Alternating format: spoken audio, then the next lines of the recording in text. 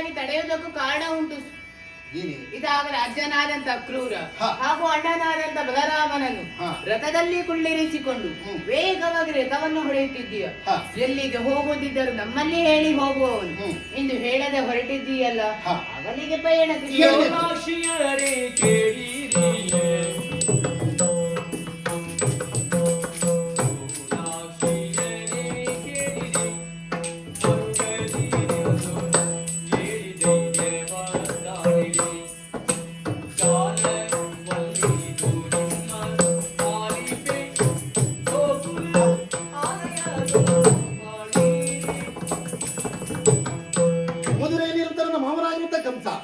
ಇಲ್ಲ ಹಬ್ಬಗಳನ್ನು ಇರಿಸಿಕೊಂಡಿದ್ದಾನಂತೆ.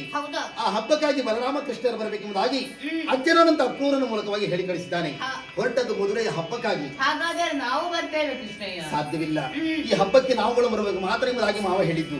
ಅಲ್ಲಿಗೆ ಹೋದಂತ ನಾವು ದುಷ್ಟನಾದಂತ ಮಾವನನ್ನು ಕೊಲ್ಲುವುದರ ಮೂಲಕವಾಗಿ ಅಲ್ಲಿನ ಪೀಠವನ್ನು ಅಜ್ಜನಿಗೆ ನೀಡುವಂತ ಸಂದರ್ಭದಲ್ಲಿ ನಿಮ್ಮೆಲ್ಲರನ್ನು ನಾನು ಕರೆಸಿಕೊಳ್ತೇನೆ.